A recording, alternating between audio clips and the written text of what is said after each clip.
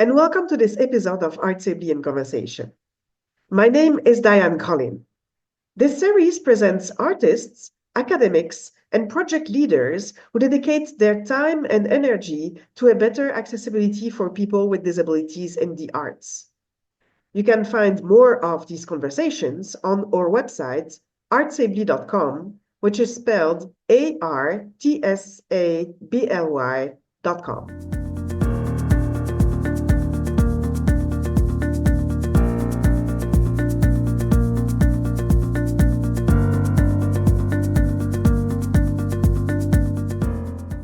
Today, ArtsAbly is in conversation with Precious Perez, a blind Latin artist based in Kentucky. You can find the resources mentioned by Precious Perez during this episode on ArtsAbly's website in the blog section.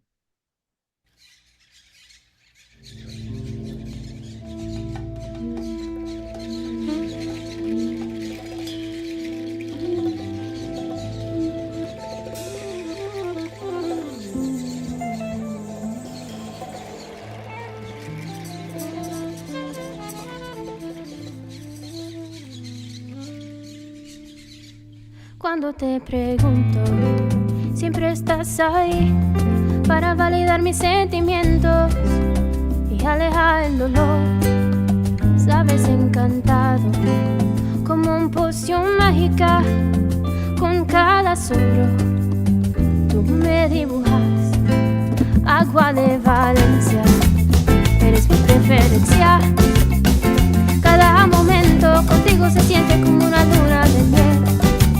Agua de Valencia, agua de Valencia, agua de Valencia, tú eres mi preferencia. 5 años, cuánto te he conocido, la misma cantidad de tiempo es cuánto tiempo te he amado. Me enamoré de mi mejor amigo, esta bebida me recuerda a gente que tiene mi corazón. Agua de Valencia, eres mi preferencia. Cada momento contigo se siente como una luna de miel. Agua de Valencia, agua de Valencia, agua de Valencia, tú eres mi preferencia.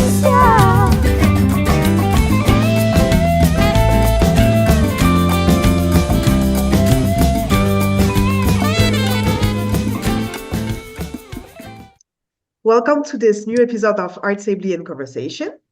Today, I am with Precious Perez, who is a blind Latin artist based in Kentucky. Welcome, Precious. Thank you. So great to be here. And great to see you. I'm very excited to receive you today. Okay, so I always start my episodes by asking a little bit about the background, the story of my guests. So what is your story? What led you to music? What did you have a particular family with musicians inside? Or tell me about how you got to music. Absolutely. So I'll kind of go backwards. So I am now so as you said, my name is Precious. I am a Latin music artist and music educator, songwriter, disability advocate, author, and actress. So I do a lot of different things. And I also serve as president of RAMPT, and I'm sure we'll get to that at some point. But Oh, yes. I really knew from a really young age that I wanted to do something with music. My mom always had all kinds of music playing in the background since I was little. And when I was about 6 years old, I was like, maybe I can sing. I want to sing. And so I was painfully shy as a kid. But I started on my little Barbie karaoke machine by myself in my room. And then a music class really opened that door for me in elementary school. And then I was in chorus. And then I really started to kind of songwrite in middle school. And in high school, I took a lot of different classes like music production and guitar and piano. And finally figured out in my junior year of high school exactly what I wanted to do, because I didn't realize you could major in different aspects of music. I thought music was like a general thing, and then you had to pick like another subject. And so I was like, I'll just do English and music because I loved like English, not necessarily like analyzing literature, but I loved words and creative writing, and I still do. So like poetry kind of became songs for me. Like I was able to turn my love for poetry into music and lyrics. And so I decided that I was going to major in music education and performance so that I could have a fallback that I also loved if performing full time didn't work out. And so I ended up choosing Berklee College of Music, and I studied music ed and performance. Graduated in the spring of 2022. I everything conferred in December of 2021, so I just walked in the spring. And after that, I really was kind of finding my way and deciding what was going to work for me, what wasn't going to work for me, trying different things, trying this job and that job, and finding the right fit. And eventually, I just finally got the courage to open my LLC for music and just start doing everything I possibly could, from acting to writing to voice lessons to teaching, and of course performing and songwriting and creating. And so that kind of led me to where I am now, working on a bunch of different projects because the freelance life is not for the faint of heart. Um, and so I do a lot of different things that I feel like really align with my passion overall. And it's really exciting, and it can be terrifying at the same time. Yes. So as a music educator, where do you teach? So right now I teach voice lessons at a local music store. So I actually was originally from Boston. I'm My parents are Puerto Rican, but I grew up in Boston, Massachusetts, and specifically Chelsea, which is like a little town north of Boston.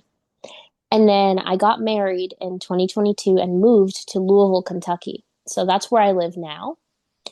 And so I teach at a local music store called Mom's Music, and I have one student there. I have another online student um, at a company called Music for Humans. And then I do music enrichment for a daycare that I used to work at. I do that 2 hours a week with 3 and 4 year olds, and it's a lot of just singing and playing with puppets and doing song games that help them kind of develop their rhythm and their pitch and singing and all of that stuff. It's so much fun. I get so much joy from Yeah, I can imagine that. it. So, as a musician with multiple strings and multiple instruments, multiple possibilities, what you chose, I frequently see you with a ukulele, right? Yes. So tell me about that. Why did you choose finally? I said, okay, we're gonna do ukulele and singing, and that works perfectly as a combination. Yeah. So I have always kind of um, tinkered around with different instruments. So, piano, a little bit of guitar, a little bit of, and with music education, you kind of have to learn the foundations of being able to play a lot of different instruments. So, like, for a while, I played the French horn and the flute and the clarinet, and I did flute in middle school, so I've always loved the flute. But man, trumpet was the hardest. Um, and violin and all these different instruments I've been able to interact with, but nothing came as naturally to me as when I picked up a ukulele. That happened when my freshman year of college, one of my roommates had one, and I was like, maybe I can learn this. And I found this YouTube channel called The Ukulele Teacher, and he's very descriptive, which is really helpful for me because I can't see what someone's doing. So he tells me, like, put your ring finger on the third fret of the second string. And I'm like, okay, I can do that. And so I learned how to play songs that way. And little by little, that built up my knowledge of how to play different chords. And so because it's so portable and it felt really comfortable for my hands to play, um, it just became what I gravitated to. And so, like, I can play a little guitar and piano, but my favorite and the thing I accompany myself the most with is the ukulele. So when you were in Berkeley, did you decide to record some or to video record or to record some audios to put your work online? Did you try that already in Berkeley, or did it come after? So I actually released my first album during my freshman year at Berkeley, and that was with the help of my high school music teacher. His name was Pete Papavasilio, and uh, producer Doug Batchelder, who was his friend and somebody that is now one of my dear friends. And it kind of became a dream that was achieved through a Kickstarter campaign because one day he pulled me aside and was like, "Hey, I think you have a gift. I can help you make an album. Is this something you're interested in?" And of course, I had over 100 songs written by then. I was like, "Yes, absolutely, let's do it." And so I was able to record it, and they did a lot of the arranging and everything else. And that was my first body of work that was ever released during my freshman year.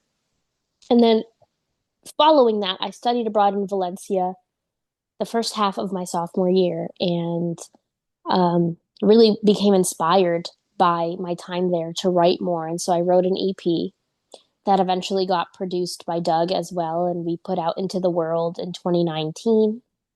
And I just kind of kept building from there. Um, some things I tried my hand at producing myself at home and released a couple things that way. Um, and then that built up to last year when I got to work with a phenomenal label called We Could Be Music based in Costa Rica. And we released three singles, two of which they pitched to me based on my vision and we worked on together, and one of which I wrote. And it really, the music that I created with them and that I'm working towards making now is really fully in the Latin space and exactly where I've always wanted to be. And so I feel like my body of work that's already out kind of represents my growth, and you can definitely see it like from the beginning to now. And it's really fun to look back on. What are the titles of these releases? So Hummingbird, my very first album, it's the title track is also called Hummingbird, and that song is, I call it my flagship career song because it's kind of timeless in the sense that no matter where I am in my life, I can play it and I still almost cry. And like it seems to have really touched a lot of people every time that either I play it in a band or I just perform it anywhere. And it's really one of my most favorite songs I've ever written. My next EP after that is called Agua de Valencia for Valencia, Spain. It's named after a alcoholic beverage that I loved, and one of the songs is also titled that. And then I released a children's EP in 2020 that was a random kind of inspired by the children in my life, my stepson, my little cousins, my brother, all of that kind of just I just was working on some music education things, and in my music ed guitar class, my teacher challenged me to write songs so that I could get more comfortable playing the guitar chords, and that kind of came out of that. So it was really fun to have that come to fruition. And what's hilarious to me is that the number one song on my Spotify continues to be Dinosaur Lullaby. Doesn't matter what other songs I've released and that they have more traction or anything, that one has maintained the top spot for years and it makes me laugh. I'm waiting for someone to request that at a show one day. Um, and then I've released between then a couple singles and a cover, and then my three singles, my three Latin singles last year. So those are called Sin Preguntar and Melanin Queen and Rosé. Okay, thank you. Yeah, of course. And when did you meet Rob for the first time? I got involved with Ramped very early on, so it was somewhere, I think it was a couple months before official launch. So I got involved with Ramped in September of 2021, I believe. And I was just so thrilled to be part of an organization that was doing the work that I'm so passionate about, because my entire goal with my art is to represent and uplift all of my communities and to really show the world that, hey, people with disabilities are people and we're here and we're successful and we're powerful and we deserve to be celebrated. And that coupled with being really proud about being Boricua. And I'm just like, yes, I'm here. I'm Hispanic and I'm proud of it. And all of these different things, being a woman, um, having anxiety and depression, all these different intersections that I represent, just really being open and authentic. And so when I heard about Ramped, I was immediately like, I need to be a part of this. Like, this is what I want to do. This is work I want to be doing.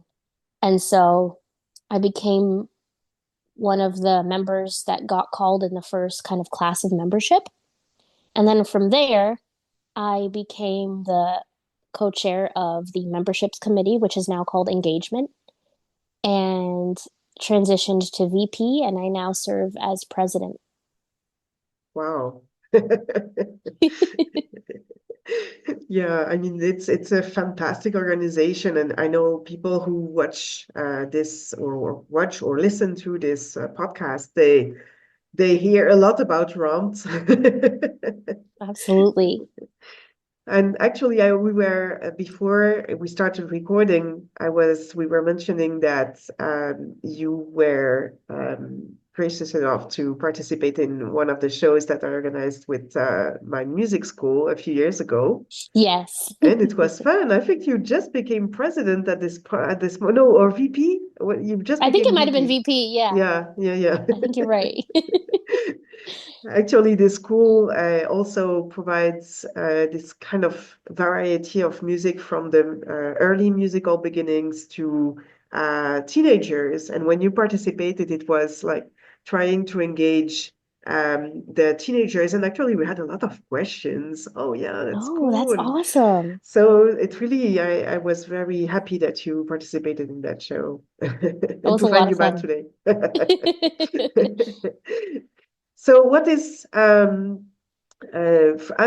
a rump member, I think we share that the fact that we have opportunities that are offered through rump. Absolutely. And so what are your interesting projects that you worked with that you got through rump? Absolutely. So I've gotten a few kind of inquiries through Ramped, because so Ramped, just as a quick overview, so we promote inclusion, amplify disability culture, and advocate for inclusive and accessible spaces in the industry. And so a lot of what we do is we provide inclusive tools and strategies to the music industry, but also we have a network of peer vetted um, musicians, music professionals, songwriters, everything under the sun. And all of these creators and professionals are musicians with disabilities and chronic conditions and mental health conditions. And it's really a space for anyone with any kind of disability or neurodivergence or chronic condition to be represented, uplifted, and also to gain opportunities and really grow and excel in their career. And so I've had the opportunity to speak on different panels, such as Folk Alliance, to perform at different places. Um, and it's just amazing to see everybody in the community just not only coming together to celebrate each other, but also elevating ourselves at the same time. Because Ramped as a whole is a community, and community is so, so important in any industry, in any field. And so it's just incredible that we have this space and we've been able to create and build this space for each other, but also for the industry to come to, and really have a source for information about disability, where to find disabled creators, how to uplift and celebrate, how to accommodate, all of these different aspects that are so, so important. Yeah, and the behind the scene is really important. I remember the first years when we started working with the Grammys and educating them. I mean, Lachi and Galen Lee have been struggling with that at the very beginning. The way that the Grammy was maybe envisioning some things that were improved by the communication with Romped. Absolutely.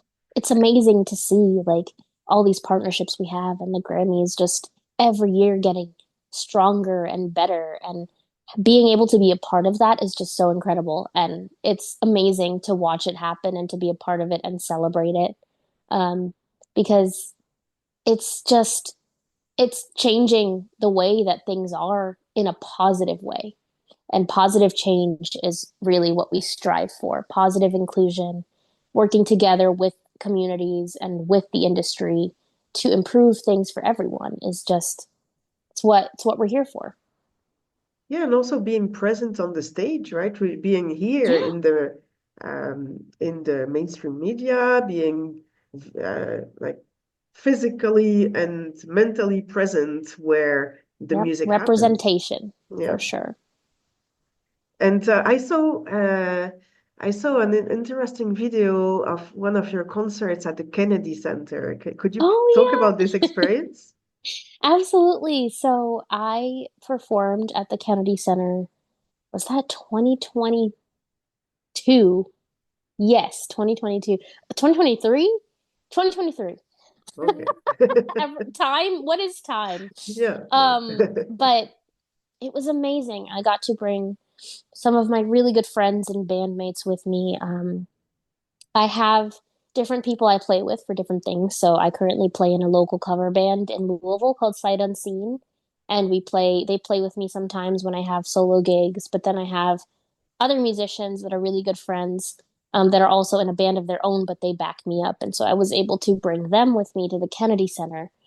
And it was incredible just being on that stage, um, having the crowd just really engaged and having that opportunity and now having that memory and that archive and that show to look back on and be like, wow, I wouldn't be here without Ramped. And that's the reality. Like, Ramped has changed my career for the better in my life and really given me so much perspective and so many friendships that are really, really amazing. And I've met so many amazing people through Ramped. And these are the kinds of things that happen when we kind of band together, participate, uplift each other, and do this kind of work to really make that kind of impact. You kind of already answered this question, but I want to go back to one of the things that we do sometimes in ROMT is to get together and have these awesome conversations about models of disabilities and how uplifting we should have um, some conversations in disability culture.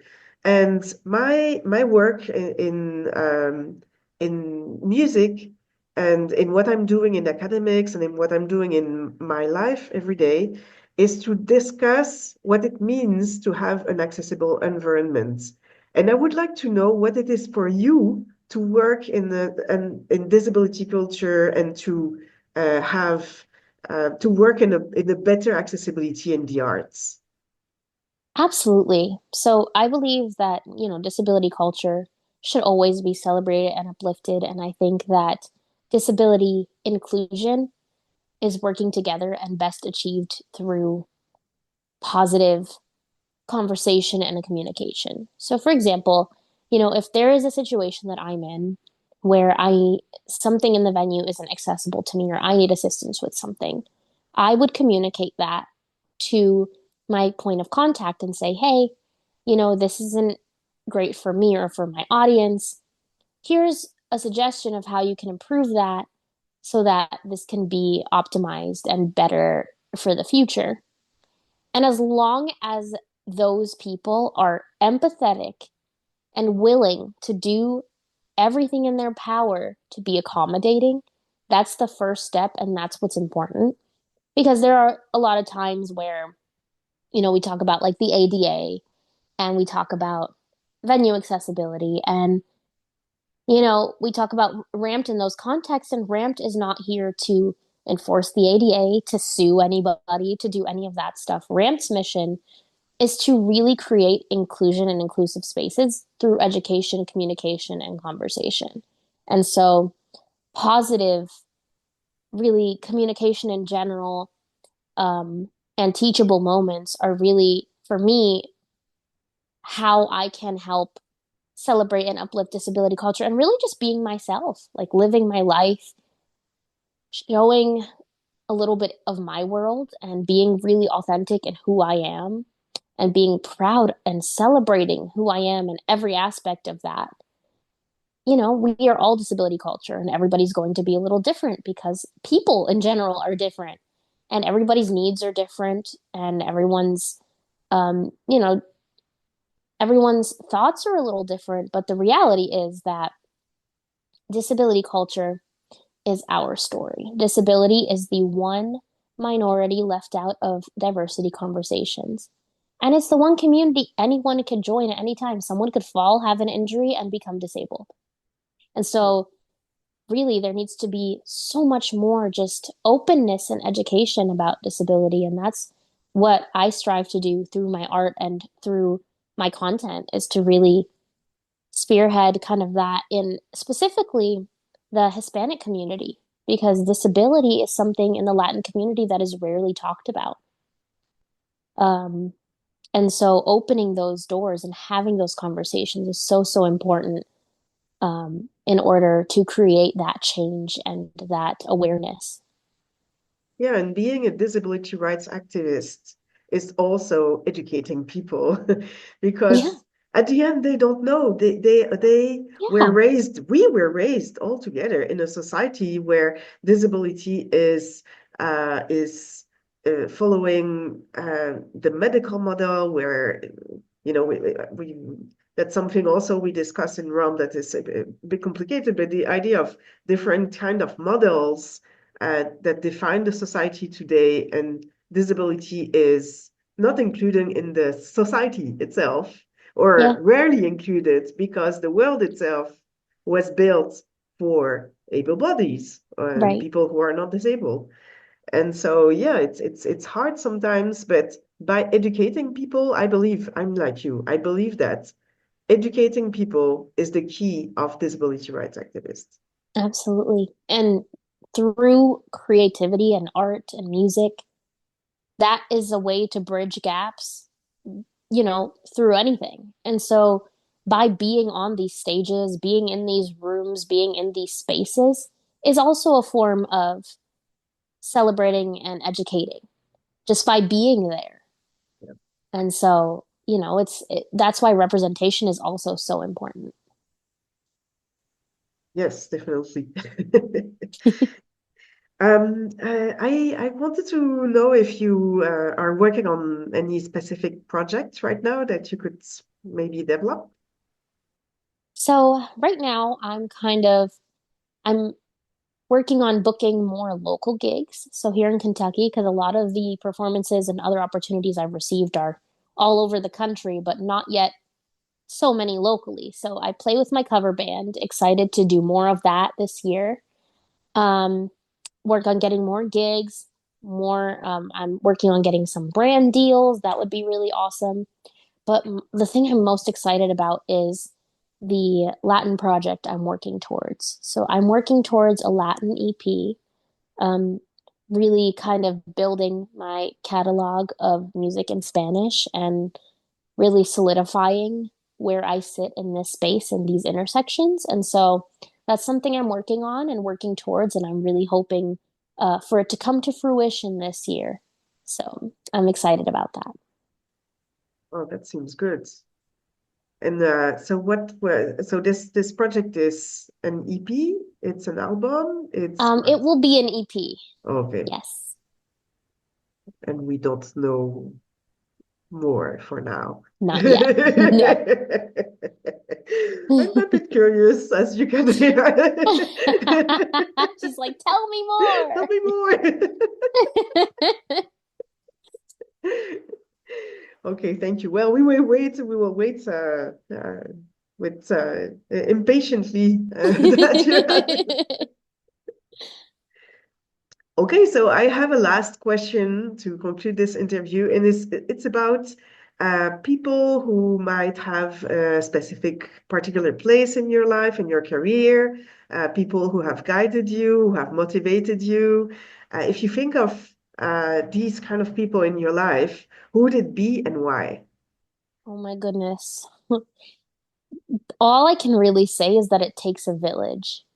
There's so many people throughout my life that have inspired me and gotten me where I am. And I wouldn't be where I am or who I am without them, without my family, my friends, my mentors, my ramped community, um, my bandmates, anyone I've played with, worked with, just there's so many, and I never want to name people because then I don't want to forget somebody, because I there's just I'm blessed to say that there's been so many people that I get to say have touched my life and believed in me and my career, and that means more to me than anything else.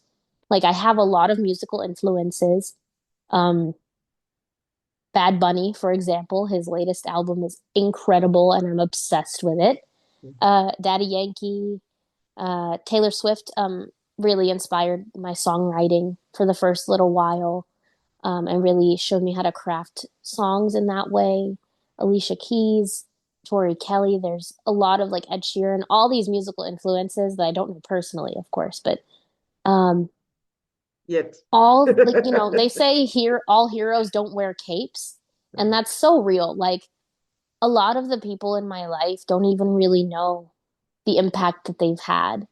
And sometimes it just takes that one, like, hey, I see you, you're doing well, or here, let me help you with this, or let me give you this contact. And you never know how that's going to come back around. And so I'm just immensely grateful for everybody. Wow. Thank you.